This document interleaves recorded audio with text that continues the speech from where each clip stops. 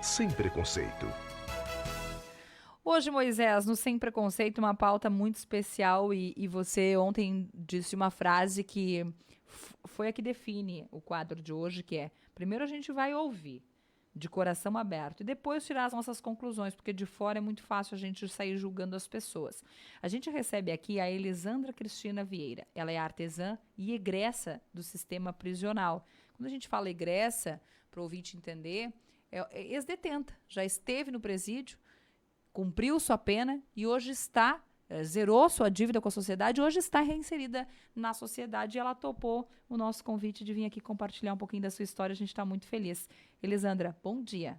Bom dia. Moisés, vou começar fazendo aquela pergunta que é a pergunta que a audiência lhe faria. Por que você foi parar no sistema prisional? Por envolvimento com o tráfico de drogas, né? Naquele momento eu passava por dificuldades, então eu achava que era a única solução que eu tinha. Naquele momento foi onde eu acabei me envolvendo, indiretamente, na verdade, eu andava com pessoas que eram envolvidas com isso, eu estava no lugar errado, na hora errada, e acabei sendo presa por isso, né? E nesse momento, nessa hora, quem deveria ter assumido a situação não assumiu e eu tive que assumir. Tu tinha alguma função dentro da organização? Não. Nenhuma. Quanto tempo tu ficou, Elisandra, no sistema prisional? 2 anos e 7 meses. E aí eu quero te perguntar, quando a gente fala que privado de liberdade, né? A gente usa essa expressão quando fala, por exemplo, de vacinação, de alguma coisa que público prioritário, privado de liberdade. E acho que essa expressão define quem está dentro do sistema prisional cumprindo uma pena. Como é estar lá e não ter a liberdade de sair de lá? É muito difícil, assim, porque a gente está privado de tudo, na verdade, longe da família, longe dos filhos. É mais difícil para quem é mãe, tem filho pequeno. Mas quando a gente aceita a realidade de que nós somos os únicos culpados de estar lá, a coisa começa a se tornar mais fácil. Aí a gente começa a buscar caminho, começa a aceitar as coisas que são propostas, a gente começa a ver a vida num ângulo diferente, a gente começa a ver as coisas diferente e tudo muda. Na verdade, a gente tem que não se colocar no lugar de vítima e buscar a melhora, porque eu acho que 50% é a nossa parte. A gente costuma dizer que é 50%, mas eu acho que o 100% é nosso. A mudança vem de nós querer mudar, nós querer buscar outros caminhos, nós querer outros espaços. Eu acho que é isso. Tu tem filhos? Tenho 2 meninas. E aí, quando tu começa a cumprir a pena, como é que é esse distanciamento com as filhas? É a pior coisa que aconteceu ali? É muito ruim. Quantos anos que elas tinham? Quando eu estava ali, ela tinha 14, 13 para 14. A outra já estava com 17 para 18. Aí aquela fase da adolescência, né, bem complicada. Aí a minha filha mais velha acabou engravidando, daí eu entrei em desespero, porque eu estava longe, não sabia o que eu ia fazer, de que forma eu ia ajudar, mas no fim ocorreu tudo bem, graças a Deus. E tu tinha 35, na faixa de 34, 35 anos, é isso? Isso. Como é que se dava o contato com elas, Elisandra? Eu tinha visita assistida pela psicóloga, né, que eu não queria elas lá dentro, na verdade, eu achava muito sofrido ir ficar o dia todo. Então eu tinha visita uma vez por mês, que era junto na sala da psicóloga, né? Minha mãe levava elas para me ver. Eu achava mais tranquilo, assim, e não levava elas totalmente para dentro da realidade, né? Eu quero te perguntar sobre isso, Elisandra, porque você esteve lá. Quem não está lá, quem nunca esteve, não teve um familiar, fala sem ter realmente conhecimento sobre.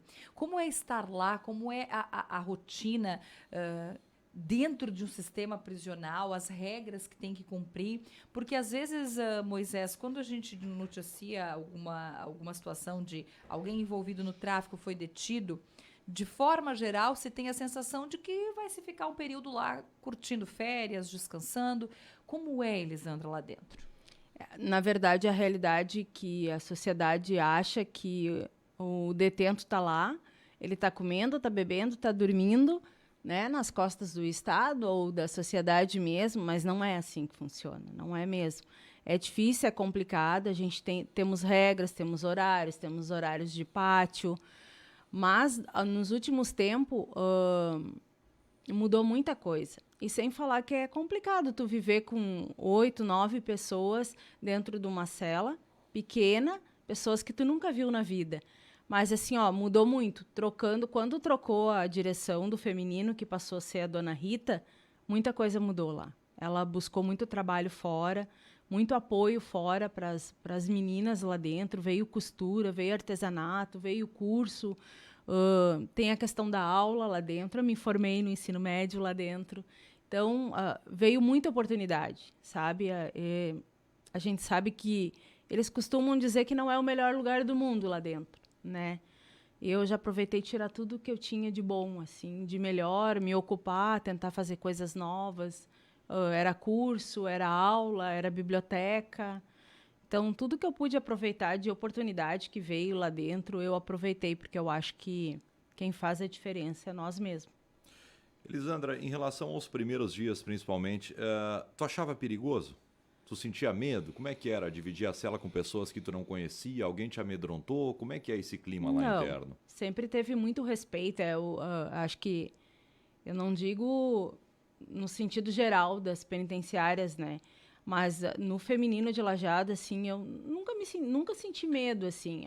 Tu fica meio assim, porque às vezes tu não sabe, tu sabe de ti, tu não sabe que o outro é capaz, né? Mas, assim, sempre teve muito respeito, assim, entre as meninas.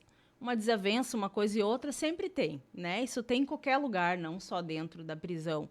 Mas, assim, as mulheres procuravam ser mais unidas. Uma tentar fazer que ajudasse a outra. Assim, não, em nenhum momento, assim, eu não posso dizer que eu senti medo, assim, porque eu acho que tudo vai do respeito, né? De eu respeitar o espaço do outro, para o outro respeitar o meu espaço.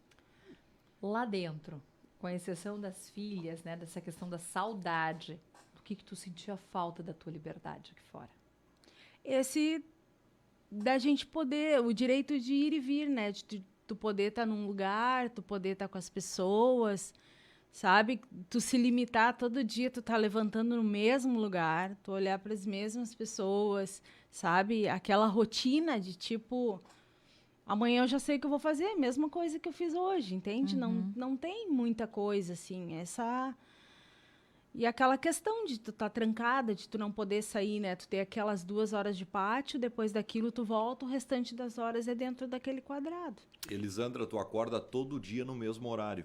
Tu acordava todo dia no mesmo horário, ia dormir todo dia no mesmo horário? Como é que se dá esse processo? Não, dormir não, mas acordar sim, porque a gente tinha a questão da conferência de manhã cedo, daí tinha o horário do café, aí depois a gente tinha o horário de pátio, aí depois do horário de pátio a gente retornava para as celas, daí era o horário de almoço, que a gente almoçava nas celas também. E depois, durante o dia, era livre. Daí tinha a questão da aula de tarde. Daí a gente ia para a aula de tarde, de tardezinha voltava, era janta. Depois dali a gente ficava na cela tomando chimarrão, olhando TV. Daí é onde eu fazia meus artesanatos. Daí nós ia até o horário que eu aguentava, eu ia fazendo meus artesanatos. Essa seria a minha próxima pergunta para ti. Quando tu sai do presídio, o artesanato veio durante a pena? Ou tu já fazia antes? Durante a pena. Durante a pena. Qual era a tua atividade profissional antes? O que tu fazia antes? Antes eu trabalhava em restaurante, trabalhava em casa de família. Tá. O artesanato, que é agora teu meio de renda. Também.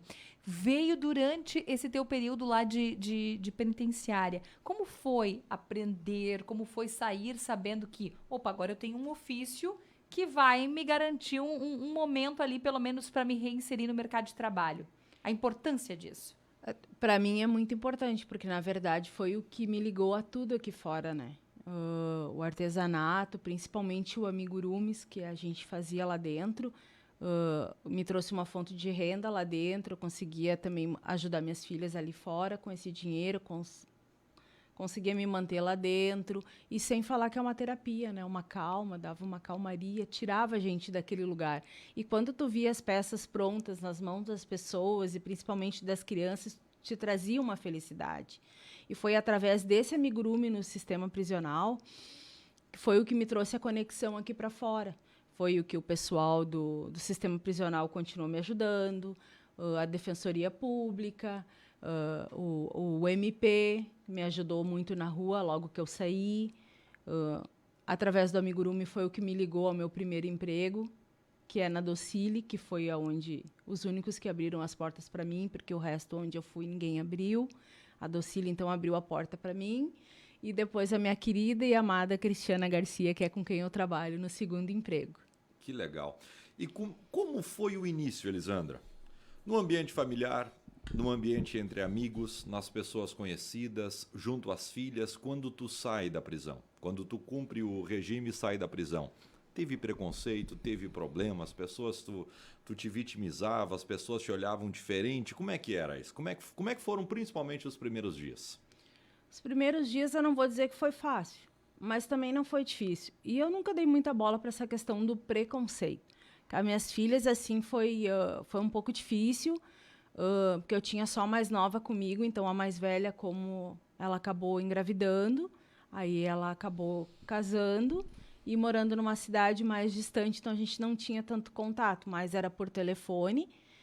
E aí a minha filha pequena ficou comigo, eu fiquei um pouco na casa da minha irmã até conseguir alugar um espaço para mim. E a questão do preconceito, assim, eu nunca dei muita bola, sempre teve, assim. Mas no início, assim, era muito difícil porque eu não conseguia emprego. Então, as pessoas, quando eu falava na questão que eu saí usando a tornozeleira, quando eu falava nessa questão da tornozeleira, na segunda eu te respondo. E segundas que não chegaram até hoje, entende? E quando eu tive o contato, que eu comentei antes, dessa questão do amigurumi com uma pessoa que trabalhava, que sem querer, eu não sabia que ela trabalhava na Docile, eu vendi uns amigurumis para ela. E através disso a gente começou a ter contato. E ela disse, daí ela me ligou, você está tentando mandar um currículo para nós? Eu disse, para nós quem? Ela disse, para a Docile. Eu disse, eu tentei, mas não consegui. Ela disse, eu vou marcar uma entrevista contigo. Aí quando eu cheguei lá, eu vi que era uma pessoa que tinha comprado meus amigurumis, que era gerente do RH. Elisandra, no momento que tu é presa, tu perde tudo que tu tinha? Fica só com a roupa do corpo? Como é que é? Como é que é esse processo? Na verdade, a gente acaba perdendo muita coisa, né? Até a família se agilizar e, tipo, recolher, porque eu morava em casa de aluguel, até recolher minhas coisas, conseguir organizar. Então, querendo ou não, eles se preocupam mais com a gente, né? Como a gente tá, de correr, ir atrás de advogado, papel, isso e aquilo. E muitas coisas minhas foram roubadas, né? E quando eu saí, eu costumo dizer, eu não tinha um copo de plástico para tomar água, né? Eu saí do zero, saí com as roupas que eu tinha na prisão. Nessa tua fala de volta, né, de reencontrar a família, reencontrar os amigos e o mercado de trabalho, quando tu diz que foi a Docile a empresa que te abriu as portas, né, eu quero ainda falar um pouquinho sobre isso.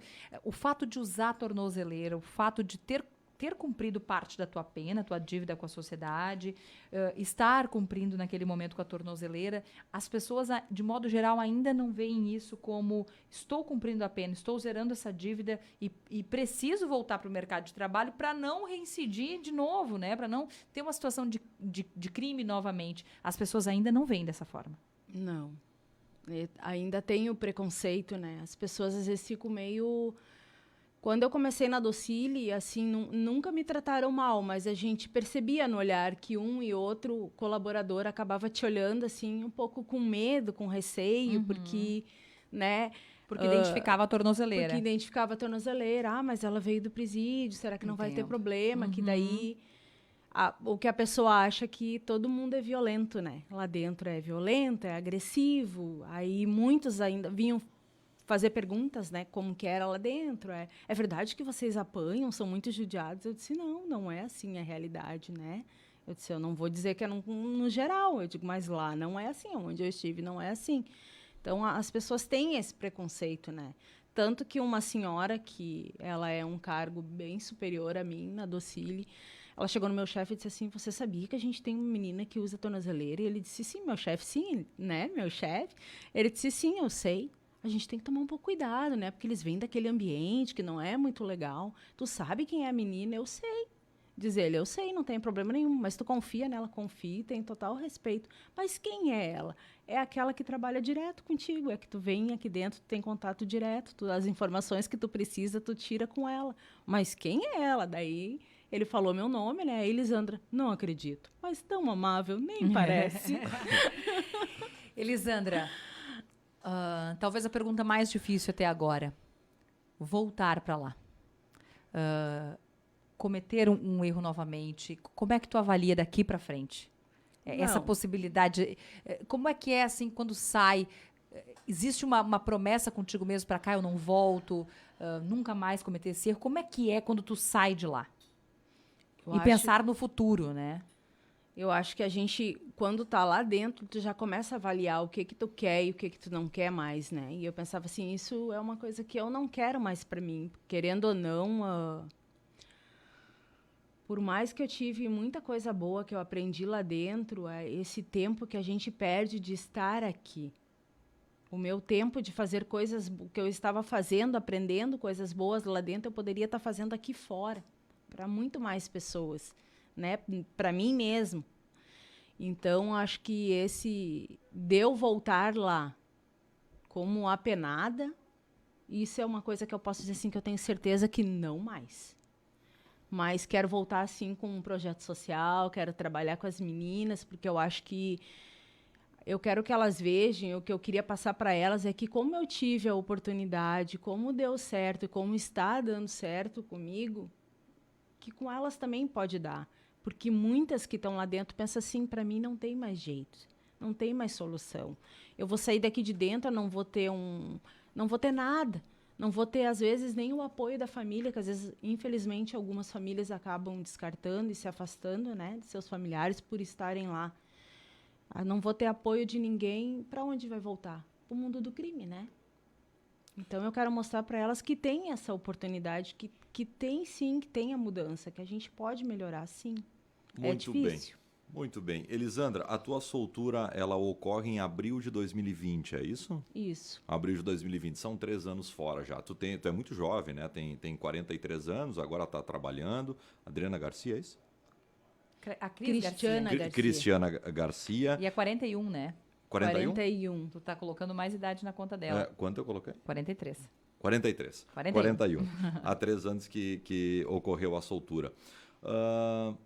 Como tu avalia daqui para frente? Tu já está naquele processo assim que psicologicamente isso tudo está passando ou tu ainda acha que tu precisa avaliar algumas situações, te envolver ainda nesse processo lá com o presídio, inspirando outras que estão lá numa condição que tu já esteve? Tu acha que isso vai fazer a diferença daqui para frente na tua vida também? Eu acho que sim, muito, né? Porque assim como eu tive muita oportunidade, eu quero que elas tenham. E é nisso, quando a gente se engaja nesses projetos voltado para o egresso, eu acho isso muito importante. Porque assim como eu tive todas as oportunidades, e também foi da minha parte, eu quis a oportunidade, eu aceitei. Eu acho muito importante levar e mostrar para elas que dá certo. Uma coisa que eu costumo dizer, quando eu sou convidada nas palestras e que eu nunca vou deixar de falar em lugar algum, quando eu escutei uma agente penitenciária, a dona Cristiane, falando que eu era aquele, que ela se sentia orgulhosa de estar ali naquele momento, porque eu era aquele 1% que estava dando certo. Mas é isso que eu vou buscar, porque ainda existem muitas Elisandras e muitos Elisandros lá dentro, que a coisa pode dar certo sim, e é isso que eu espero da nossa sociedade, que eles olhem para essas pessoas com um olhar diferente e dão oportunidade, entende? Que seja 1 ou 2 que a gente conseguir resgatar, mas não é 1 ou 2. Isso na sociedade soma muito. Sabes, Aline, que é esse 1% que precisa inspirar os outros 99%. Né? Exato, exato. E provavelmente muitas meninas estão acompanhando a Elisandra agora lá, ouvindo essa entrevista, e elas precisam se inspirar nela. Se a gente tiver 1% ou 0,5%, que a gente se inspire nesse percentual para tentar reverter o jogo. Eu sei que não é tão simples assim, mas a gente precisa acreditar que vai dar. E vai dar. Elisandra, obrigada pela tua disponibilidade. A gente sabe que precisa te liberar, que tu tem evento hoje, né, para participar. Muito obrigada pela tua disponibilidade, sucesso e um futuro cada vez melhor. Eu que agradeço vocês e a hora que eu precisar eu tô aí. Tem uma voz de radialista, Ela né? tem, né? Uma voz boa de ouvir, olha aí. Tem uma voz boa de radialista. Elisandra Cristina Vieira, artesã, egressa do Sistema Prisional de Lajeado, contando um pouco pra gente a sua trajetória antes, durante o período de detenção e agora, 3 anos já, fora, reinserida no mercado de trabalho e inspirando outras mulheres. 8:55. Gostei da firmeza dela porque ela fala, não vou voltar a errar. Eu não posso voltar para a prisão. Isso é importante, isso vai servir de inspiração, acho que para muitas mulheres que acompanharam essa entrevista. 8:45, uma parada para o café, Aline, a gente volta já.